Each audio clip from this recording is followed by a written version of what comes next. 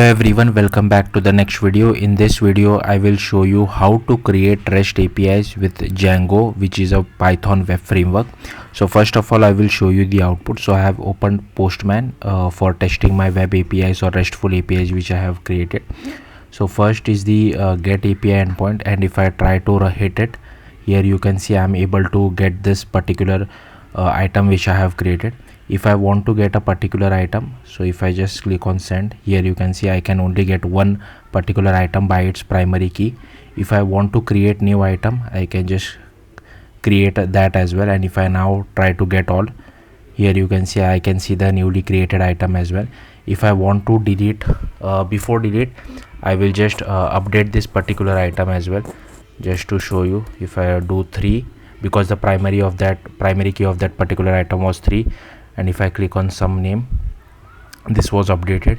If I go to the get request again, here you can see some name instead of second name, and if I want to delete it I can do that as well. So here I'll just enter the primary key as well and delete it. If I do get request again, here you can see I only see one item. Now be careful while post. Here you need this forward slash or the slash at the very end, similarly for delete as well, and similarly for patch as well.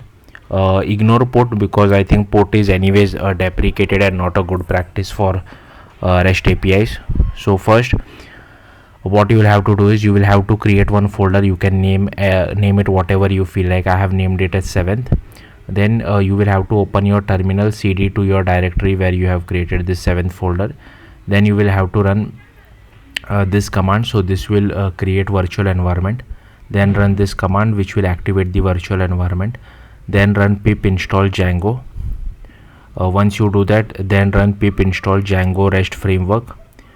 Once that is done, run this command Django admin start project config dot. Instead of config you can use whatever you feel, whatever name you feel like, but don't forget this dot. Then you can run python manage.py start app, and I have named this folder as menu, our main app, but you can name again whatever you feel like.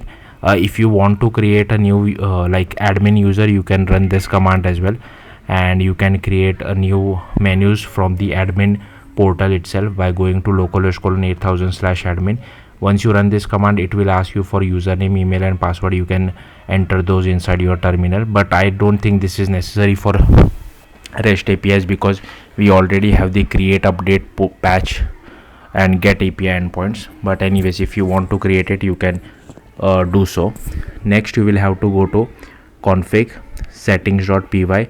Here you will have to import the rest_framework as well as our menu folder which we have created, or app which we have created.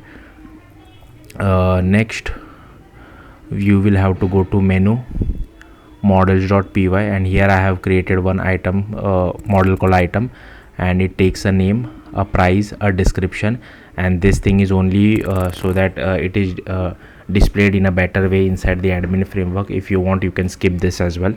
And name is character field, price is integer field, description is text field. Okay, next you will have to go to menu admin.py. You will have to register your model.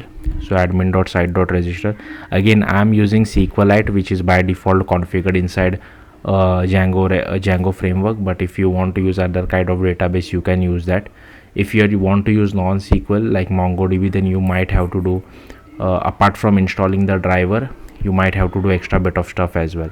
I think the query part might change, because SQLite is a SQL database, and I think there won't be much difference if you want to use Postgres or MySQL, but I think there would be a huge difference if you want to use MongoDB. Okay, so next you will have to go to menu views.py. So I've already shown you admin.py, right? So here we just have to import our item and register our item. Then inside views.py we have to import item serializer. So here you can see that I have also created one file called serializers.py. So this will help us to serialize all the model which we have. So currently I only have item, so I'm passing serializers.model serializer, and inside class meta I'm making the model equal to item, and for everything I'm serializing. Next, inside vuejs.py, we also import response as well as API view. For a first method, I have marked it as item list, and this is a get endpoint. And here we, as you can see, we are fetching all the items which are present inside our SQLite database. Then we are serializing it and then sending the response back. For getting a particular item by its primary key, we are just calling item.objects.get, passing the primary key, and then we just call serializer equal to item serializer and return the response back. For post, again we are calling item serializer data, and we pass the request.data which the user sends from the JSON payload, and if it is valid then we save it and send the response back to the user. Similarly, for delete, we get the primary key, find the item by primary key and just delete it. If you want, you can add one more check, like whether if the item is valid or not. If yes, or if it really exists inside our database or not. If yes, then delete it, otherwise don't. Otherwise you can send another response if you feel like. And for patch, again we get the primary key, we get the particular item, we serialize it, and if the item is valid, we just call serializer.save and return the response back. Next, you will have to go to urls.py and you will have to register all the URLs. So first is for item list, for getting all the items. Then is it is for getting the item by its primary key. Then for deleting the item. Then for creating the item, and then for calling patch the item. Then you will have to go to config or urls.py, and here you will just have to import include, and here you will have to include path include, and here we are referring the urls.py of our menu folder, so you will have to add this. Next, so we have already shown you serializers.py, and I have already told you this. Then you will have to make migration. So inside your terminal, run this command. So this will create this migration folder for you, and once you run this command, this will automatically create the item table inside your SQLite database. Then you can just run python manage.py run server, run server, right? Even I forgot the command. Yeah, python manage.py run server, and then you can just open Postman and start hitting all these API endpoints. So yeah, that's it. Thank you for watching. Bye.